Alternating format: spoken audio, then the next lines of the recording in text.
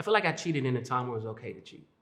Like when you're still trying to find yourself, Okay. you're young in your 20s, you know, like if you had a 20-year-old son, 21-year-old son or daughter, you wouldn't tell them to like, there's so much life to live. And you young, you say, yeah, I was young and dumb. We all live by it. We all did some stupid things. My name is Isaiah Thomas, and I am 40 years old. My name is Yoni. I am 32 years old.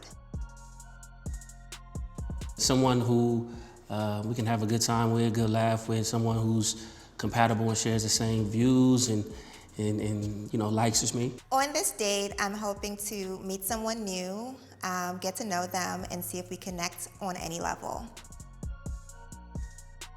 It'll be an incredible date if we can just share chemistry, match energy right away, some good dialogue, doesn't miss in terms of how we interact and engage with one another. It would be an incredible date if I want to see them again, if there is some type of chemistry, if I am curious, if I'm intrigued, and if they're just fun. What would make it a terrible date is no sense of humor. No sense of humor. If it's just all business, then it's probably not going to be a good look for me. It would be a terrible date if there was bad hygiene, kind of boring, not so great of a date if they don't appear interested. Yeah. I'm ready. This is my first blind date, so I'm ready to pop my cherry. Hi, I'm Yoni. Yoni? Nice Yes. to meet you, Isaiah. Isaiah? Isaiah. Isaiah, nice to meet you. Pleasure, Isaiah. pleasure, pleasure. Look nice. Thank Black you. is the theme, okay. I guess so. Thank you. You do as well. Thank you, thank you. So, how are you? How was your day? I'm doing well. Even better now that I'm here. Okay, all right. Nervous? I am nervous. This is my first time on a blind date, but I'm also excited. Okay. What about you? How are you feeling? I've been on 100 of them. Blind date? I'm just joking. Okay, I was gonna say, at least you have some experience after both of us. Nah. To a good blind date. So, tell me just a little bit about yourself, just to, whatever the first things that come to your mind, whatever you want to say. Okay, a little bit about me. I've been in LA for about 5 years or so. I'm originally from the DMV area. Okay. I am pretty creative. I do like to host and curate conversations around dating and relationships and things like that. Full-time, I'm also a project manager, so there is some balance there. I love to work out. I'd love to eat. I love to travel and do all things that are relaxing. All good things. What about you? Born and raised in Los Angeles. Born and raised out here from South Central Los Angeles. Hopefully that don't scare you. You know what I mean? Because I know people from other towns, other states and things, they just, you know, whatever they see on TV and movies.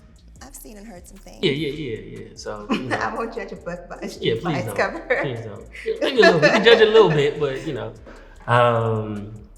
Born and raised in South Central. I also love working out. You know, I love working out, which is weird because I love eating too. So I don't know how that, Gotta have some balance. I Right, don't know right. how we love working out so much and then love eating too. Let me see what else. I'm 40 years old. Oh, black really don't cry. They don't. That's what I am. That's what I do. I'm a SUD clinician. I don't know what that is. Substance use disorder. Okay. So I'm a clinician that provides mental health assistance to individuals with substance use disorder or co-occurring mental health issues, substance use and things like that. So I do that. Believe it or not, I am also a youth minister. So I'm, you know, heavily active in church and in the community That's and good. things like that. Yeah, so have a soon-to-be 16-year-old son, and yeah, I love having fun. I love having fun. My first question for you, what qualities do you value the most in a partner? The most kindness, probably between kindness and compassion. I may want to change it. So many. Well, you get more than one. I say qualities, so you could get more than one. Kindness and compassion, I think I'll put them in the same category. But right there with it, probably like a close one, A and B, is understanding. Is understanding. I feel like all those go together. Really? In one well, understanding and compassion, I think, are Yeah, they could. go hand They in could. hand. Well, those are probably my top qualities I look for. I feel like anything else is you can work on. And it changes depending on who you are, who you with, and things like that. But the core of you and who you are, your compassion, your kindness, your ability to be empathetic, understand, and things like that, that's big for me. So you want someone to really understand and be patient. Yeah, and not just towards me. I actually look for it in their personality to see how they deal with and interact with other people. Right. Because obviously, it'll be, if you have that trait, I feel like it'll be easy to deal with it with somebody that you care about. Right. So, if you exhibit that trait, with strangers or coworkers or It's people, just part of you, Right. it's only gonna build, in the relationship with things like that. So, Yeah. Same question. What are your top three qualities in a man? You need these non-negotiable. Non-negotiables. My top three qualities. Well, first, I want to feel safe. And by safety, there are a few things for me that fall under that. So I want to be able to feel safe emotionally. Can we be vulnerable with one another? Can we be honest, communicate? Physically, obviously, if someone's breaking in my house, I'm gonna want to make sure you're not rolling over like, hey babe, go check that out. Yeah, I'm out of here. Spiritually, what are you led by? If you're not led by anything, how are you going to be leading me? Financially, do you have a vision financially for yourself, for your family? What does that look like? So I want to be able to feel safe in all those ways. And, I think it's very important for a man to have purpose. What are you being led by? What drives you? What's most important to you in, fulfilling your life's purpose, your life's work? And I think it's also important for a man to be thoughtful. I love a man that's like extremely thoughtful and is like semi-obsessed with me, but in a very healthy way. Yeah. You have to explain that one. Healthy. What's healthy obsession? I want you to be like obsessed with me, but like in a healthy, non. What does that look like though? What is an example of healthy obsession? Well, I obviously don't want anyone that's like, crazy, stalkerish type of thing where I can't breathe. I look through your window if you want me to at midnight. No, I don't want that. I don't want to be in golden handcuffs, but I want to make sure, I want someone who's going to make sure that I am okay. Gotcha. They're thoughtful. Did you eat today? Okay. I've had some really interesting, thoughtful dates where it's like, hey, I want to eat somewhere, and it's like, okay, I'm going to fly here and we're going to go there together. So just like that sense of like, I want to make sure that you are as happy as I can possibly make you, and I'll do everything in my power to make sure that that's what it is. Got you. Now, are you, with that being said, or do you think you share the same capability? Absolutely. You pour into me, I'm pouring right back into you. So it's like a nice little dance, right? And if you are not leading in that capacity, then I don't really feel like there's a reason for me to even be engaging, right? because in the end, neither of us will really be happy or seeing the best of our potentials when it comes to a partnership or a relationship. Most definitely. Okay, I like that. Got a question for you. Okay. I choose. Have you ever been in a toxic relationship? If so, what did you learn from it? I have been in a toxic relationship. This was prior to much younger, but this was prior to toxic being such like a buzzword. At that time, I wouldn't even have identified it as toxic, because Right. but at that time, I really learned to care for myself, and understanding that no matter how much I may love someone, I have to also love myself more than I love them. Okay. Yeah. What about you? You know what? I don't know if I've been in a toxic relationship as we see it defined in society. I probably would say more unhealthy than toxic. You know, something that I probably knew better, you know, to be in and still indulged in it, as opposed to toxic, because it was fun. That's what they always are. That's why it's hard to leave. It was fun. But I knew Better. better, and I knew it was an unhealthy situation. And as long as I kept entertaining that situation, I was never going to find the person that I, you know, really felt like I need to be with or want to be with long term and things like that. So, like I said, I feel like toxic has such a negative connotation now. So like toxic, you know, they got to be cheating on you, beating on you, aggressive, and that's how it's, you know, that's toxic. You know what I'm saying? Or codependency and things like that. That's toxic. I never had that. Yeah. No relationships like that. Yeah, exactly. But yeah, maybe unhealthy is probably the better word for me. I've had a couple of them. Okay. Yeah. I will piggyback on that. Yeah. When was your last relationship? My last relationship was about a year ago. Yeah, it was about a year ago, and It was from out here? no. Okay.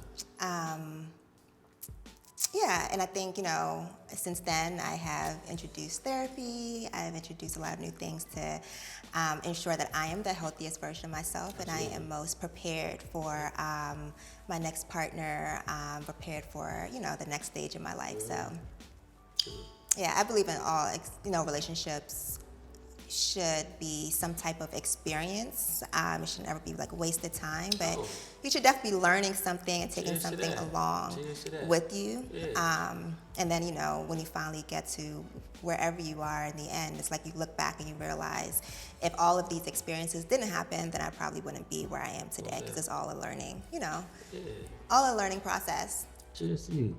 Most people don't take that like mindset and that approach towards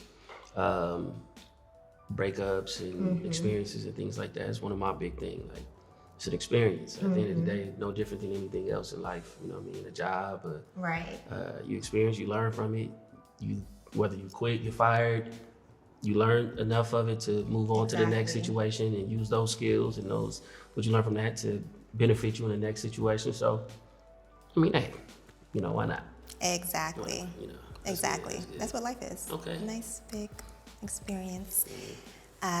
So what are your thoughts on marriage? Oh, these two are cute. I think they're really feeling each other. One of the hardest parts about going on a blind date is wondering if the other person is going to be attractive or not. And one of the first things women notice when it comes to men is their skin. That's why I'm super excited to have Teach Hanley sponsoring today's video. I don't know why some men don't realize that implementing a skincare routine can improve their confidence in every aspect of life. Teach Hanley makes taking care of your skin uncomplicated. They provide you with all the products you need and nothing you don't. I recommend you start with their Level 1 system, which comes with all the basics: a daily face wash, an exfoliating scrub, an AM moisturizer with SPF 20, and a PM moisturizer. Oh, and to make it super easy, they provide this instruction card in every box that tells you when to use each product, how much to use, and in what order. It definitely comes in clutch. And you don't have to just take my word for it, because they have over 5,000 five-star reviews from customers around the globe. This isn't something you want to put off, because prevention is key. Get ahead of any signs of aging now, and your future self will thank you. In addition to amazing skin, members of Teach Hanley get a ton of benefits, including at least 20% off of retail price, exclusive access to monthly deals, pause or cancel at any time, and free US shipping. And because Teach Hanley is sponsoring today's video, they're offering our viewers a great deal. Just click the first link in the description and you'll get 30% off your first box, plus a free gift. Don't miss out. Click that link and get started today. Now let's watch the rest of this date and see if these two hit it off. I love it. I love marriage. I've been married once. I've been married. I've been divorced now for about 5 or 6 years, or something like that. And so, but marriage is beautiful. It's the sanctity of marriage that is when it's done right. It's a beautiful thing. So, you know, I look forward to doing it again, and more so not so much for why I believe most people want to get married and things like that. I'm big now. Again, we talked about experiences, right? I feel like I've learned to spend more time focusing on the quality of the relationship more so than the tenure, the longevity of the relationship. And so if the quality is good, I'll marry you in a year. If the quality ain't good, I don't care if it takes 4 years. I won't do it. You know what I'm saying? So I think a lot of people, as long as that's solid, the quality of the relationship is good, then, you know, I look forward to it. It's a beautiful thing when it's done right. And what are some of those qualities?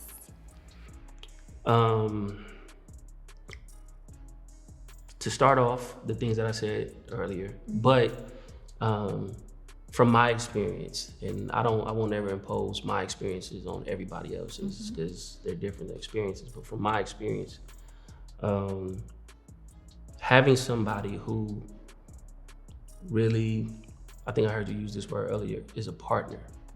You know, I feel like a lot of people don't take into consideration that, you know, relationships are like a business deal to a degree. Like everybody has a role to play, and I'm not necessarily talking about a gender role or anything like that. Like, oh, you're the woman, you gotta do this, I'm the man, I gotta do this. But we're both responsible for each other's well-being. I'm responsible for your happiness, and I mean, we're responsible for our own individual happiness, but like you said, I'm responsible to making sure I'm making you as happy as I can. Your responsibility is to making sure that I'm as happy and healthy as I can be. And if both people are doing their jobs, then nobody is at a lack for anything. If I'm doing my job, you lack for nothing. If you're doing your job, I lack for nothing. And so just somebody who understands that the relationship is a partnership. And, you know, we may have bumps in the roads, but such is life. But we continue to, you know, work things out and you know, grow the partnership. So what's something that you learned from your marriage, or what did you take away from your marriage? Don't compromise you. Don't compromise you. Like, you know who you are. The best versions of yourself, even the flaws. Like, nobody knows you more than you. And don't sacrifice yourself in hopes that it'll make somebody else, you know, treat you a way that you already know you deserve to be treated. That's probably the main thing that I took from it. That's good. Yeah. Have you ever cheated before? And if so, what did you learn from that? What do you think I'm going to say to that? Oh, now you say it. I have never cheated. That's what I thought you were going to say. That's what everybody says. Well, I'm telling the truth. I've never cheated. Let me ask you this. You've never cheated? I've never cheated. Gotcha. Okay. I'll take that. Have you ever either came close to it or felt the desire to do it, but Nope. never? Nope. It's easy. She's that a was unicorn. that was a good question. I mean, of course, we all naturally have like temptation, but never been in a situation where I am like, okay, this is about to happen, or I am, right at the free throw line about to, shoot the shot. Never anything like that. I think especially these days, there's just opportunity all around. Everyone pretty much. Yeah. But I think it's just a matter of like your own values, your integrity, and just you as a person, right? And not to knock anyone who has cheated, because that, to me, it doesn't make you a bad person because you've cheated. But that's just not something that I've explored. And that's me. I feel like you probably like, I ain't gotta take this. I'm gonna just leave. I know there's guys around here that want me. I ain't gotta take this from you. I mean, you don't have to take those things. But I think overall, like when it comes to, say, a marriage, and if it's a true purposeful partnership, I definitely don't subscribe to the idea of, okay, you could just go and cheat and have a good time. Not at all. Right. But I think that, and this is probably gonna maybe be a little surprising, I do believe that if you are in a purposeful marriage, I don't think that like one act of infidelity should truly rock that. I don't know if I want to cheers to this. No. You should. Cheers. You should. I'm gonna tell you why you should cheers to it. Because I've always said that infidelity is doesn't make you a bad person. It's not a deal breaker for me. Now, I'm not the type of guy you cheat on. Just FYI, like you could have a continual behavior and cheat, but we all are human. We make mistakes, and like you said, when you make those mistakes, my mistakes that I've made in life, it may not be infidelity, but the mistakes that I've made in life are no different than your mistakes. Right. And so, if someone, and I have been cheated on before, and twice, I believe, and I stayed both times. Because like I said, it's not a deal. As long as two people, you can identify the chink in the armor, right? Identify where the chain is broken, and resolve it and fix it. And I feel like you guys can go and move on and be strong as ever. You can learn from that. If you have two people who are willing to, the person who cheated, they're willing to take accountability, find out why they felt the need to do it. The person who was cheated on, find out why she felt the need, maybe correct those deficits and things like that, and you guys learn from it. And I've heard several people have success stories. I've heard people say cheating was the best thing that happened to their relationship. I've heard it. I've heard people say that it was the best thing that happened to their relationship, and what they learned from it and what it taught them about each other was something that they probably wouldn't have identified or really took that road to kind of identify had this not happened. So as long as you got two people that are willing to do that, I feel like you can learn from it, and it doesn't have to be the end of the road for the marriage or for the relationship. Do you feel like you've developed trust issues based on those experiences of being cheated on? No, and but I also feel like I'm different in my perspective, not just because of spiritually, but also professionally. Like as a clinician, like I deal with behavior all day and why people do the things that they do, and so I have a different like thought pattern on why we do the things that we do. So I personally haven't developed, like I said, a trust issue with people. I think that everybody deserves, you deserve a clean slate. Not just for what she did or whatever. You deserve a clean slate. Like I'm not gonna treat you in a distrustful manner just because I know women have, things like that. You deserve that. So nah, I'm good. Yeah. Okay, so just to circle it back, I know that compassion and understanding was very important to you. Have you said you have not cheated? I didn't say that. Have you cheated? Because when you kept on saying compassion and understanding, I'm like, what? How much understanding? You sound like Escape. All I need is. I'm like, how much understanding do you need? A lot, not a lot, but just understanding. But I not need, understanding I need to because of understand that. why such and such is in your phone at 2 a.m. Yeah. Okay, tell me more. Not that. Tell I'm me really more, not because it was a little too early for me to ask then, but now is the perfect time. I have in my lifetime. Yes, I have. I have not. I feel like I cheated in a time where it was okay to cheat. Like when you're still trying to find yourself. Okay. You're young in your 20s. You know, like if you had a 20-year-old son, 21-year-old son or daughter, you wouldn't tell them to like. There's so much life to live, and you young. You say, yeah, I was young and dumb. We all lived by it. We all did some stupid things. We all, I succumbed to the temptation. I was young. I feel like in those younger years, I did it. But I hope this isn't my defense.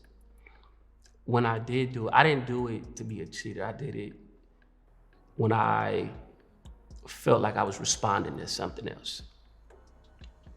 It was a response to maybe their inappropriate things or to things that I've asked them for several times and they just refused to do it. And they just openly refused to do it. And the vulnerability of it and not knowing how to deal with it at a young age, I gave into it, you know what I mean? So I haven't, like I said, in my, what I call it, even though I'm technically at 20-something, you're an adult, but I feel like you're still learning life at that time. You're still figuring things out.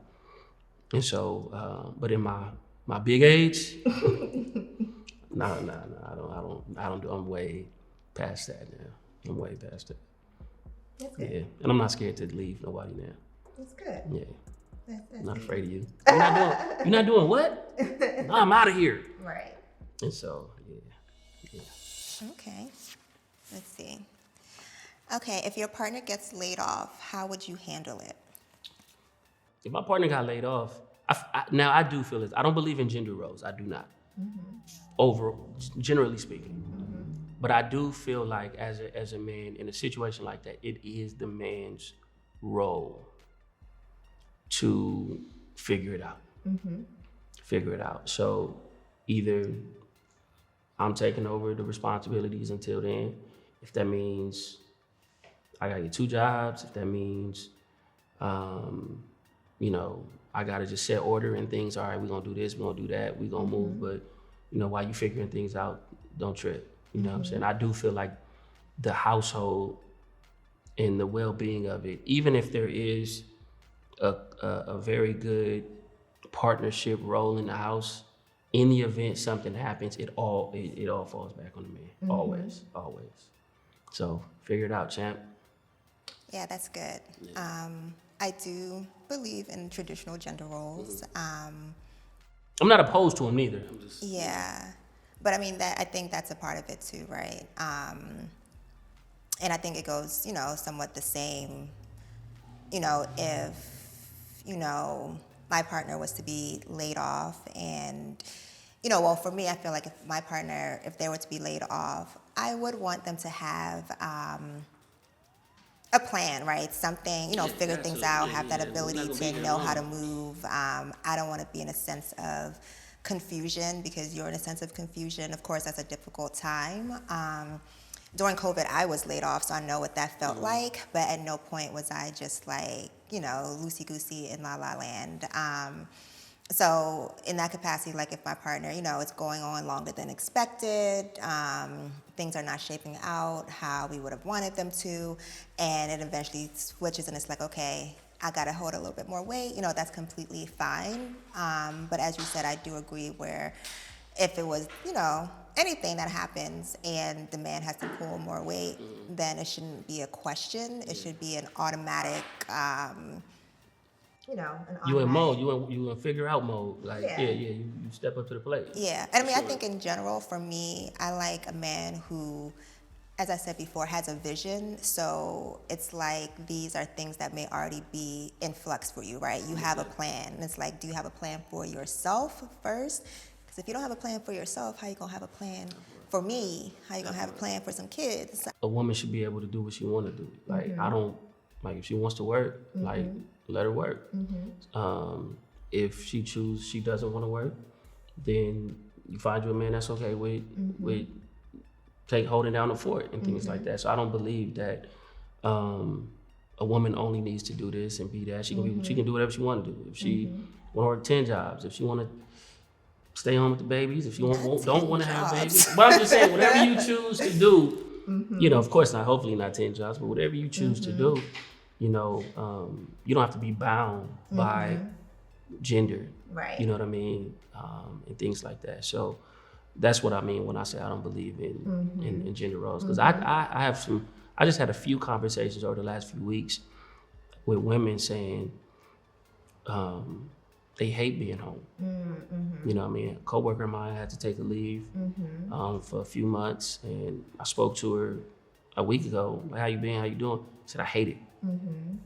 Hate being a housewife. Hate it. Like, I need to figure this out so I can get back to work. And so what I'm saying is, like, some women don't want that, and she should be fine with exploring that. Right, you know, exactly. A man shouldn't be like, no, you need to take care of the babies. I got it. No, that's not what she want to do. Right. Let her work. Right. Let her find her purpose. Let her figure things out. Or maybe she wants to work. Allow her to do that. So that's what I mean. I don't believe in gender roles. Yeah. Are you open to having more kids? Oh yeah, big time. For a minute, I wasn't. I believe in maybe like the last 2 years, I became more open to it. The fever is like. What changed? I love kids, and I had me and my son's relationship to this day is amazing. But when he was a child, it was amazing. Like I fiend for that feeling all the time. When he was 2, when he was 3, when he was 4, like such an amazing kid, such an amazing experience when he was young. And, you know, I like fiend for it, you know, to this day. The unfortunate thing is, another reason is I wasn't able to experience the like whole dynamic of being with the person. You know, me and his mother, we were not in a good space when we found out she was pregnant. Pregnancy wasn't the best in terms of emotionally for her and how we was dealing with each other. And we immediately went to co-parenting situation, and you already know how that could be in the beginning. And so I want to experience that with somebody that I'm with. You know, I want to rub the belly. I want to laugh about stupid names. I want to name them this. No, we're not naming them that. Like, I want to have those debates and what do you colors and what you call it when you shop at Target? What?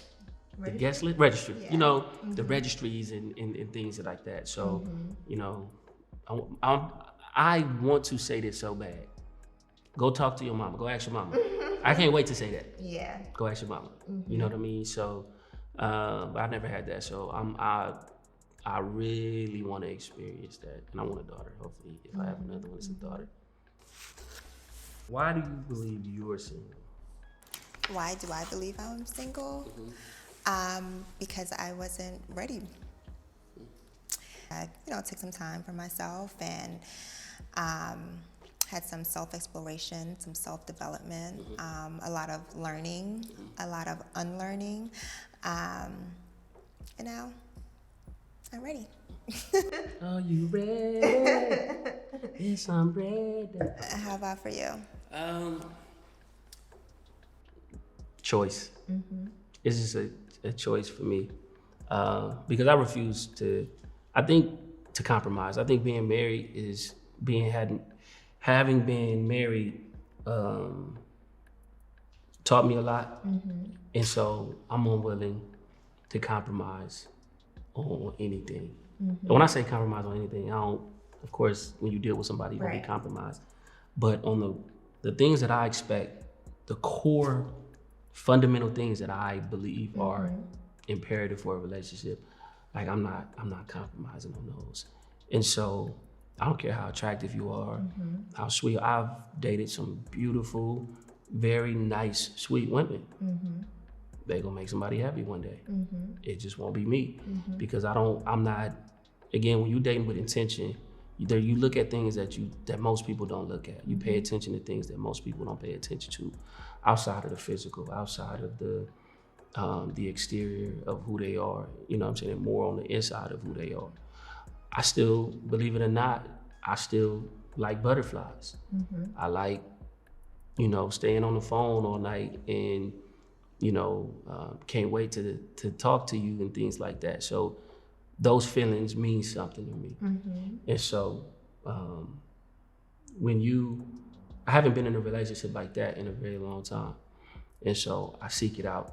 And if I don't feel it, like I said, I don't care how good of a person you are, it's probably not gonna be it. Because, you know, I'm looking for something specific. And sometimes you know it when you know it, you know. So, you know, I'll give it a few opportunities, you know, because of course you're not gonna know it off the first date. First date, you're like, oh, she's gorgeous.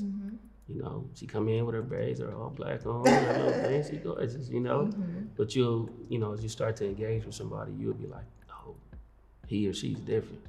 Oh, I like this. Oh. And so sometimes I don't get that. And so I just be like, I'm not compromising. So I won't even entertain it. Let's not waste each other's time. Because you deserve to find who you want to find too. Right. Because you're going to like me. You know, and so I don't even want to do it to you like that, you know, so. So I know that you mentioned being in the youth ministry. So what does that look like for you?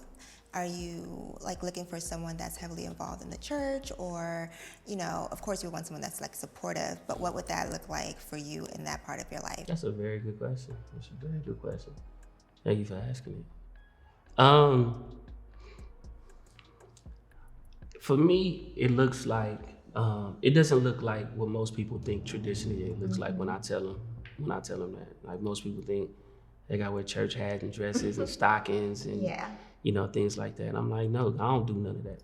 You feel me? So I'm like a hood dude that found God, you know what I'm saying? So even my approach to things, how I operate in ministry and in churches is how I would be okay with my significant other moving and operating. And so for me, it's just about, again, being supportive.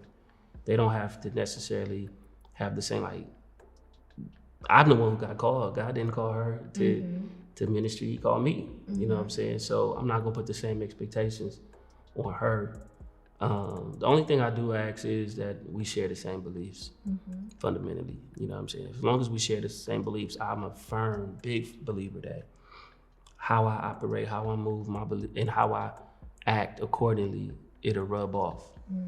It'll rub off on her. And not to say that she's gonna be like, all right, I'm ready to preach or nothing like that, but if she sees me forgiving as we deserve forgiveness, she'll be more forgiving. If she sees me being compassionate, she'll be compassionate. If she sees me being faithful, she'll be faithful. Right. And things like that. So I don't have a particular expectation, you know what I'm saying? And to be honest, I actually look more for, so it's really, that's it, just the support. And I actually look for somebody who could cater to the regular version of me. Because at the end of the day, that's what I'm gonna be most of the time. You know, I'm gonna be just Isaiah. When we at the house and the Bible closed or Sunday's over, I'm gonna watch Power with you. You feel me? We gonna have glasses and, you know what I mean? We gonna talk to it. We gonna be us. What are your deal breakers? Smokers. Cigarettes primarily though. She's again. But cigarette smokers, deal breaker.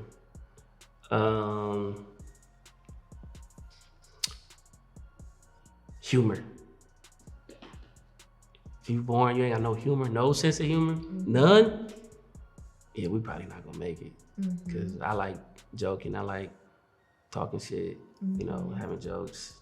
My family joke all day, you know what I'm saying? So you don't have to be like a comedian or nothing like that. You at least laugh at the stuff I said, like you just gonna laugh, like, you know, you gonna joke back at least, you know. Okay, so yeah, those are probably like outside of the obvious, maybe like person who doesn't believe in the same things, have the fundamental beliefs that I believe in. Those are deal breakers for me. So that's probably it for me. Okay. Top. What about yours? So just like the reverse of what I said, if I don't feel safe, that is a deal breaker. I got a gun. Okay. It's also a deal breaker if someone is inconsistent. Like, I need to be able to trust you're going to do what you say you're going to do when you say you're going to do it. So that's a deal breaker for me. Kind of like you said, like, I think, in very early stages, we recognize, like, obviously there's no sense of humor between us. I can't send you a meme and you laugh, you just be confused, or why'd you send me this? And it's kind of like, okay. I think that's less of, like, I guess maybe compatibility in that sense. Also a deal breaker, I don't like when people lie just frivolously for no reason. I think I'm really open, and I like to create a space for people to feel like they can be open and honest. I'm not saying that, everyone doesn't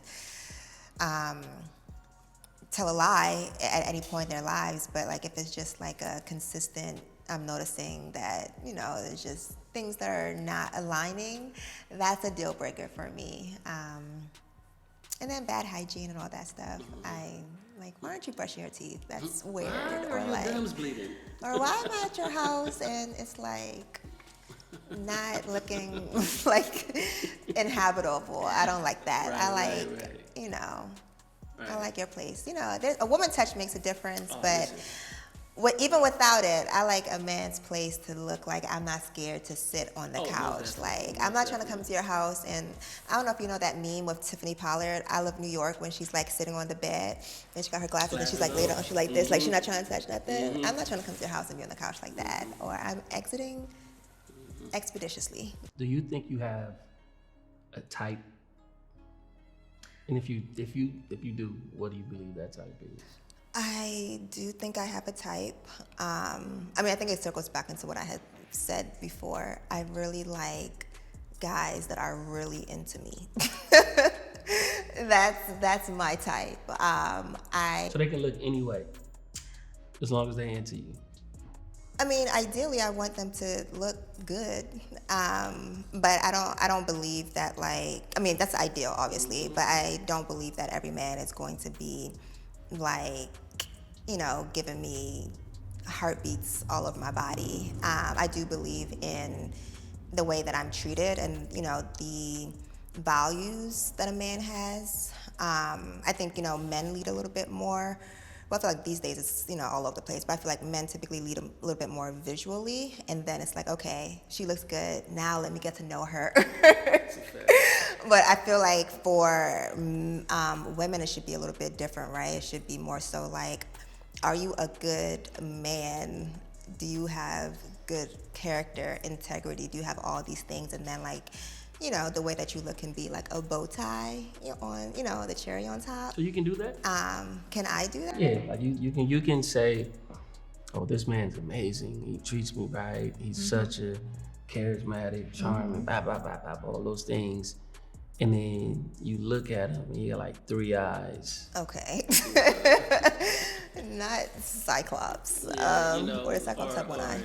What I mean by that is, it's like somebody that physically, you're an highly attractive woman. And so I'm pretty sure attracting other attractive men is not difficult for you. So at least that's my belief. It's not difficult for you. So you have these attractive men. And so are you saying that you can bypass that, like, and only be attracted to? Well, it's not only being attractive. Why would I only want to be attracted to men with 3 eyes? Like, why would I want that? Not 3 eyes, but let's just say, okay. That are not as physically attractive. You got a 6, 7, and a 10. The 10, of course, oh wow, heartbeats, heart throb, all that. Maybe it's not the most consistent. Right. Maybe it doesn't have some of the traits that you said you need in a relationship. Then you have like the 6 over here, but has all of those things. You know what I mean? You can date the 6. Yeah, so the thing is, The 10 would be nice, to probably have fun with, look good together. Yeah, you can dress up, have a little Barbie and Ken look going on, but how far is that going to go, right? You mentioned dating with intention. So if you're intentionally dating, what are those actual intentions? If the intentions are just to look good, by all means, that 10 is going to serve its purpose. And yeah, we can have a good time together, all that stuff, but what is that going to look like in the long run? Is there going to be a long run if they're inconsistent and their character isn't exactly what I want it to be, right? But that 6 now, maybe, may not be as fine as the 10, but I know that if I need XYZ, they're going to be there, and I know that they're going to protect and cover me. I think that's what's important, especially in the long run, right? Because if it's intention, and the intention is, for me moving forward to the next step in my life and to be married and all that stuff, those are the things I think that will carry you through. That 10 isn't going to last unless I want an inconsistent person that knows they look good and can play around as much as they want, and I'll still be there. That's not what I want in 5 years, in 10 years. But if that's what, they have to bring to the table, someone else would love it. And I'm sure if they're attractive and they have some of those, those qualities that people are excited about, even though they may not be consistent with it, there are going to be women that will happily engage and entertain it. So you wouldn't just scrap them all, like, oh, I got to start over. Okay, this 10, he's too full of himself, or he's not this. This 6, he cool, but I'm not really attracted to him. Let me start back from scratch. Back to the drawing board for everyone. From the intentionality standpoint, that 10 would probably get cut. For sure. You look good, we could have a good time together. But it's just not worth my time, and it's not worth your time in the long run or whatever. So what's the point? So that 10 is gone. But for the 6, I don't think I would want to lead with attractiveness. I mean, I would love for that to be the ideal situation, but I don't want to lead with that, right? Because I would hate to bypass someone that's going to treat me like the way that I want to be treated, be like a good man, possibly like a good father, and have all these qualities, but I'm like chasing down something else and bypassing, someone else that can probably already give me, what I desire in a partner and in my life. So I don't want to. Did you want to be around your friends and be like, "Hey, girls, here he is"? I mean, I think when I was younger, it was definitely something that was a bit more important. But I feel like now it's a little bit different, right? Because I could bring a fine man around my friends, and they'll, oh my gosh, he looks good, blah, blah, blah, y'all look so nice together, all that good stuff. And that's all nice to hear. But I would also, what would be even nicer is, he's handsome or whatever, but he's considered average to you, but I don't got to go back to work ever. So you could go be with your fine man and be slaving at your 9 to 5 and hating it every day.